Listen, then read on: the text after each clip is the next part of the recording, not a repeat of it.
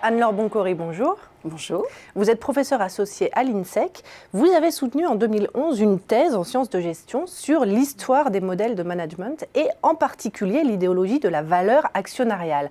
Modèle managérial dominant au début des années 80 jusqu'à la crise économique de 2007. Alors, en ce début du XXIe siècle, quels sont les nouveaux modèles de management qui se dessinent ? Alors, ce qui se dessine actuellement dans le cadre de la transformation digitale des entreprises, c'est avant tout l'émergence de deux nouveaux modèles de management, le management agile et le management collaboratif. À ceci, à vrai dire, s'ajoute le management des générations, car fait exceptionnel dans l'histoire, nous sommes en présence aujourd'hui, sur le lieu de travail, de 4 générations. Et alors, pour preuve de l'émergence de ces nouveaux modèles de management, on a vu en 2015 l'émergence d'une nouvelle fonction, le Chief Digital Officer, dont la mission stratégique et technique est de digitaliser l'entreprise. Alors, 1 an plus tard est apparu en France un nouveau titre, qui nous vient d'ailleurs des États-Unis, le Chief Happiness Officer ou Feel Good Manager, dont la mission qui est là plus culturelle est d'assurer le bien-être en entreprise. D'ailleurs, un bien-être qui est avant tout recherché par les nouvelles générations, Y et Z.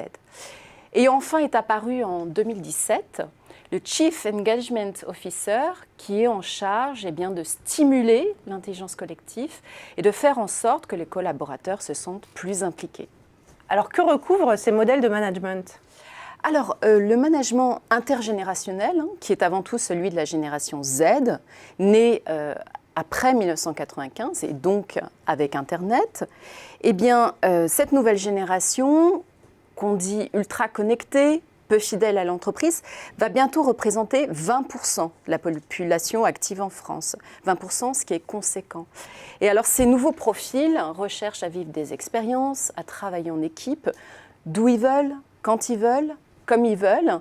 Et donc, ça va impacter les nouvelles formes de management dans nos organisations. L'autre modèle de management en vogue est le management agile, qui nous vient en fait du monde des programmeurs et de la gestion de projet, ainsi que de la stratégie, du management stratégique, et donc de la notion d'hypercompétition.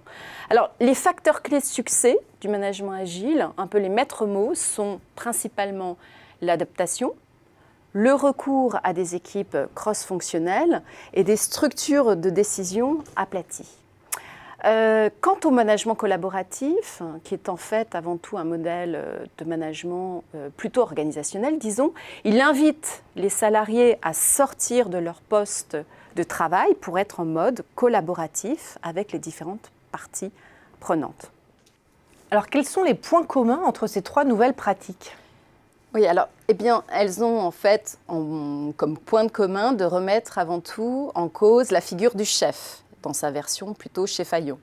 Et donc, le modèle de management traditionnel, command and control, qui est fondé sur la hiérarchie. N'oublions pas, en fait, qu'à l'instar de la stratégie, les entreprises ont été organisées historiquement sur le modèle des armées. Ces nouvelles formes de management se rejoignent également sur le fait qu'elles mettent avant tout en avant l'autonomie sur le lieu de travail et la notion de travail en équipe. Ce que d'ailleurs les plus jeunes générations désirent plus que tout.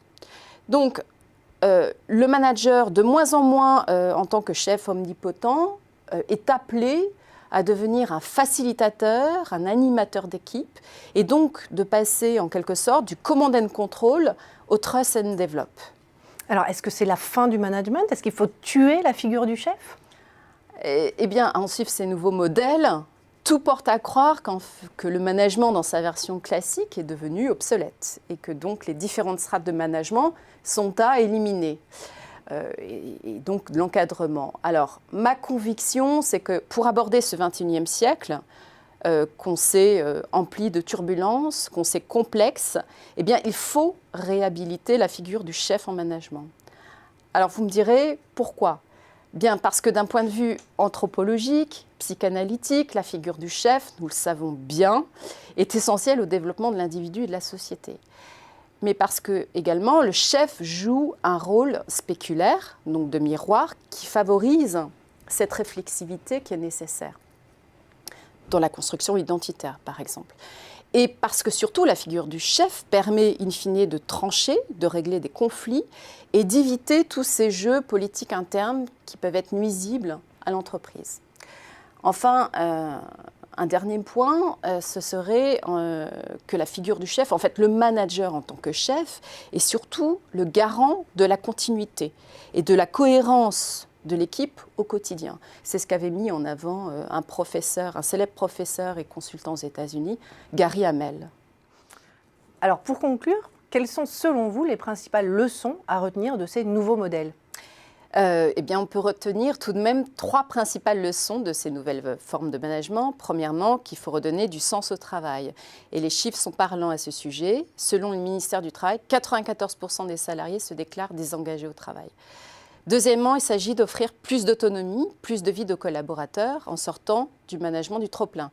Et c'est toute la philosophie ancestrale chinoise qu'il faut regarder à ce sujet. Plusieurs études du ministère du Travail montrent que le niveau d'autonomie des salariés ne cesse de reculer depuis les années 80. Enfin, on a pu le montrer, il est plus efficace de constituer des équipes mixtes, mixtes en compétences, en fonctions et en génération. Donc ce sont là les principales ébauches du management au XXIe siècle qui permettront d'accompagner ce qui va venir et qui va ressembler à un tsunami. Et je parle là de l'intelligence artificielle, mais plus encore, je suis convaincue de la technologie blockchain qui sera la véritable 4e révolution industrielle. Eh bien, merci pour cette analyse, Anne-Laure Boncory. Je vous remercie.